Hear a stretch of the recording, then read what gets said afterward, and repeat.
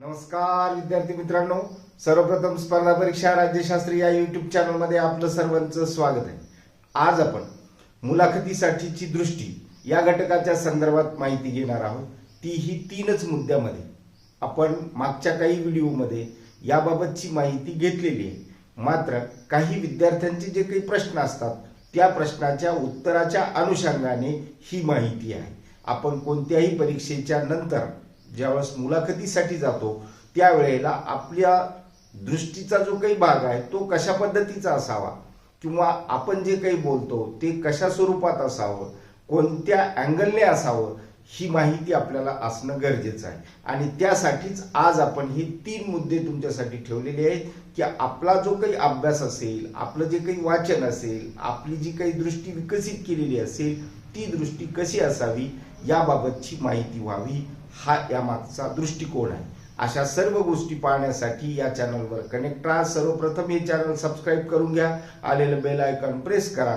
सर्व विद्यार्थी मित्रांना हे व्हिडिओ शेअर केले की मला तुमच्याकडून ती प्रेरणा मिळते आणि तुमच्या फीडबॅकच्या माध्यमातून म्हणजेच तुम्ही जर काही कमेंट्स लिहिल्या तर त्या माध्यमातून मला नवनवीन गोष्टी तुमच्यापर्यंत घेऊन येता येतं। जसं आपण पाहतो की आपल्या प्रत्येक शैक्षणिक बाबीमध्ये आपण कुठे ना कुठे कशी ना कशी प्रोग्रेस करण्याची जी काही आपली भूमिका असते ती भूमिका कशासाठी असते तर आपण निश्चित एखाद्या पात्रतेसाठी म्हणजेच आपली जी काही पात्रता आहे ती पात्रता सिद्ध करण्यासाठीचे आपले प्रयत्न पदवीच्या माध्यमातून आपल्याला दिसून येतात। मात्र त्यानंतर एकदा आपण एखादी पदवी हाती घेतली किंवा एखादं कौशल्य आपण जर शिकलो की त्यानंतर आपल्याला वेगवेगळ्या ठिकाणी मुलाखतीसाठी बोलवलं जातं। ज्यावेळेस आपण मुलाखतीसाठी जातो, मग ती व्यावसायिक मुलाखत असेल किंवा एखाद्या पदासाठीची मुलाखत असेल, कुठलीही मुलाखत असो त्याबाबतचं ज्ञान आपल्याला माहीत असणं गरजेचं असतं। हे जसं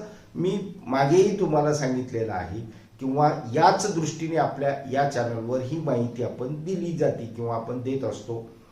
त्या अनुषंगाने ज्या वेळेला स्पर्धा परीक्षेच्या माध्यमातून आपण कुठेतरी जाण्याचा प्रयत्न करतो किंवा त्या पास होतो त्यावेळेला आपला दृष्टिकोन कसा असावा तर त्याबाबतची माहिती आपण अतिशय कमी मुद्द्यामध्ये घेतलेली आहे। त्यापैकी पहिला जो मुद्दा आहे तो आपला कायदेशीर भागाचा आहे।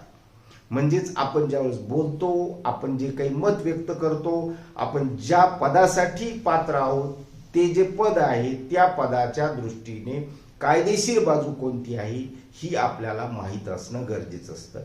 म्हणजेच मुलाखतीसाठी ज्यावेळेस आपण प्रयत्न करतो किंवा आपण त्याबाबतची माहिती देत असतो त्यावेळेला आपली बाजू ही कायदेशीर असावी। त्यामध्ये दुसरा जो काही घटक आहे तो म्हणजेच नीतीप्रमाणे, म्हणजेच आपण जे बोलतो, आपण जी कृती करतो, आपण जे ज्ञानाचं प्रदर्शन करतो मुलाखतगृहामध्ये त्यावेळेला आपल्या या सर्व ऍक्टिव्हिटी ज्या नीतीप्रमाणे सर्व आहेत का हे सुद्धा तपासलं जातं। त्याबाबतची तशाच पद्धतीची दृष्टी आपली असावी असा हा दुसरा भाग आहे। म्हणजेच ज्यावेळेस मुलाखतीचं प्रिपरेशन करत असतो त्यावेळेस हा एक भाग। आणि तिसरा जो काही भाग आहे तो आहे सनदशीर। सनदशीर म्हणजे काय तर आपण ज्यावेळेस एखाद्या देशा अंतर्गत राहत असतो, आंतरराष्ट्रीय कायदे कानून ज्यावेळेस वाचत असतो, पाहत असतो त्यावेळेला तुम्हाला हे लक्षात येईल की त्या ठिकाणी म्हणजेच जगाच्या कुठल्याही कानाकोपऱ्यात कोणीही असो त्या ठिकाणचे जे काही नियम आहेत, जे काही कायदे कानून आहेत ते कायदे कानून सनदशीर पद्धतीने म्हणजेच आपण जी काही ऍक्टिव्हिटी करत असतो ती सनदशीर ऍक्टिव्हिटी आहे किंवा नाही याबाबतचं ज्ञान आपल्याला असणं गरजेचं आहे। मुलाखतीमध्ये त्या ज्ञानाचं प्रदर्शन होणं गरजेचं आहे। म्हणजेच मुलाखतीसाठी ज्यावेळेस आपण तयारी करत असतो त्यावेळेला त्या मुलाखतीसाठी या तीन गोष्टी अत्यंत गरजेच्या आहेत। आणि मग त्याच्या व्यतिरिक्त आपलं जे काही ज्ञान आहे त्या ज्ञानाचं तर आपण प्रदर्शन करतच असतो। मात्र या तीन गोष्टी बरोबरच आपली जी काही दृष्टी आहे ती सुद्धा प्रेझेंट आपल्याला करता आली पाहिजे। आणि मग आपण लक्षात घेतो की दुसऱ्या व्यक्तीपेक्षा किंवा जे आपल्या बरोबर मुलाखत देणारे लोक आहेत त्यांच्यापेक्षा आपण आपोआपच सरस ठरतो। हा यामागचा मुख्य उद्देश होतो। म्हणजेच तुम्हाला तुमच्या प्रश्नाचं उत्तर मिळतं आणि तुमच्या प्रश्नाच्या उत्तराच्या माध्यमातून आपण कशा पद्धतीचं प्रिपरेशन करावं ह्याची सुद्धा माहिती मिळते. अशाच सर्व गोष्टी पाहण्यासाठी या चॅनलवर कनेक्ट राहिले तर मग मला ती सुद्धा प्रेरणा मिळते.